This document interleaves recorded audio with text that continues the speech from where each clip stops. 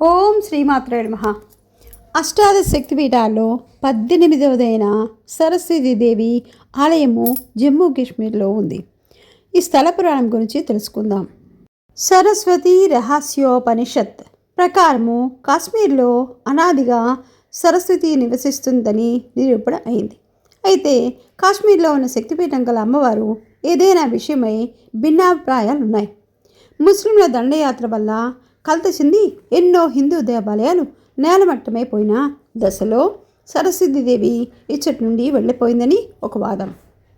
ఇక్కడ శక్తిపీఠానికి రక్షణ లేదని గుర్తించిన ఆదిశంకరాచార్యుల వారు సువర్ణ శారదాదేవిని భక్తితో ప్రసన్నం చేసుకుని కర్ణాటకలోని శృంగేరి క్షేత్రానికి తరలించారని ఒక ఐతిహ్యం.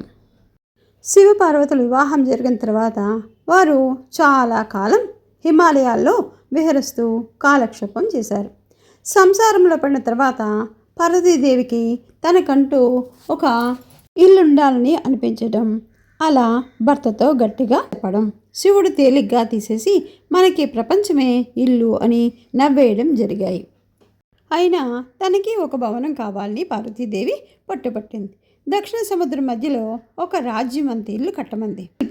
విశ్వకర్మ సరేనని భవన నిర్మాణాన్ని చేపట్టి దేవతలే అసూయ చెందేంతగా అందంగా ఒక అందమైన భవనాన్ని నిర్మింపజేశాడు.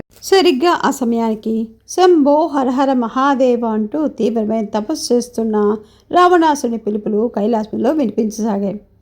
వరాలు ఇవ్వడానికి శివుని వెంట వెళ్ళిన పార్వతి పనిలో పనిగా రావణాసుని బ్రహ్మ వర్చస్సును చూసి, ఇతడు బ్రహ్మ మనవడు, పులస్త్య బ్రహ్మ కొడుకు కనుక బ్రహ్మత్వం ఇవ్వదగ్గవాడు, మన నూతన గృహప్రవేశానికి వీరిని పురోహితునిగా ఎన్నుకుందామని అనుకున్నది. శివపార్వతులకే బ్రహ్మనవుతున్నాను కదా అని రావణుడు కూడా సంతోషంగా అందుకు ఒప్పుకున్నాడు.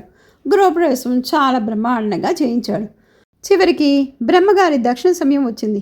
ఏం కావాలన్నా కోరుకో ఇస్తానని పార్వతీదేవి అనడం, అప్పటికే దివ్యభవనం వైపు అతని దృష్టి ఉండడంతో తిరిగిపోయి ఉన్న రావణుడు ఆ భవనాన్నే దక్షిణగా కోరడం, ఆడిన మాట తప్పలేక పార్వతీదేవి ఆ లంకని రావణుడికి దారాదత్తం చేయించడం జరిగిపోయాయి. మోజుబడి కట్టుకున్న భవంతి కాస్త మొదటి అడుగు పెట్టిన మరుక్షణమే చేజారిపోవడంతో పార్వతీదేవి దుఃఖం ఆపుకోలేక హిమాలయాల వైపు పరుగు తీసింది. ఆమె ఆవేశంలో ఏ అఘాయిత్యానికి తలపడుతుందోని దేవతలంతా బ్రహ్మని ప్రార్థించారు. కానీ ఆ సమయంలో తాను వెళ్ళడం బాగుండదని బ్రహ్మ సరస్వతీదేవిని పంపించాడు. రోషంతో ఉగ్రంగా వస్తున్న పార్వతీదేవిని కాశ్మీరం వద్ద కలుసుకున్నది సరస్వతీమాత. రకరకాల శాంత వచనాలతో పార్వతీదేవిని ఊరడింపజేసుకుంది. ఇప్పటికే చాలా వరకు ఆవేశాన్ని చలార్చుకున్న పార్వతి, నీ మనవడి వల్ల నేనేం గృహ సౌఖ్యానికి దూరమై బాధపడుతున్నానని నీవు భావించావు? నా బాధ అది కాదు. 10 తలలతోనూ అతడిలోని రాక్షసత్వం విజృంభిస్తే ఇంకెన్ని అరాచకాలు జరుగుతాయో కదా అన్నదే నా బాధ. ఉచితానుచితాలు మరిచి ఇతరుల సొమ్మును ఆశపడే దశకంఠ రాలుని వల్ల ఎప్పుడు ఏ ఉపద్రవం ముంచుకొస్తుందో అన్నది పార్వతి. సరస్వతీదేవిని అక్కడే ఆపేసిన పార్వతి, ఇక నీ చిలుక పలుకులు చాలు లేవమ్మా అనడంతో సారికాదేవిగా సరస్వతి ఒక అంశగా అక్కడే స్థిరపడిపోయింది. ఇక్కడ చాలామంది అభిప్రాయం ప్రకారము కీర భవానీ అనగా సరస్వతీ శక్తిపీఠం కుడుముల అనే ప్రదేశంలో శ్రీనగరం దాదాపు 40 కిలోమీటర్ల దూరంలో ఒక చెరువు మధ్యలో ఆ దేవాలయం ఉంది.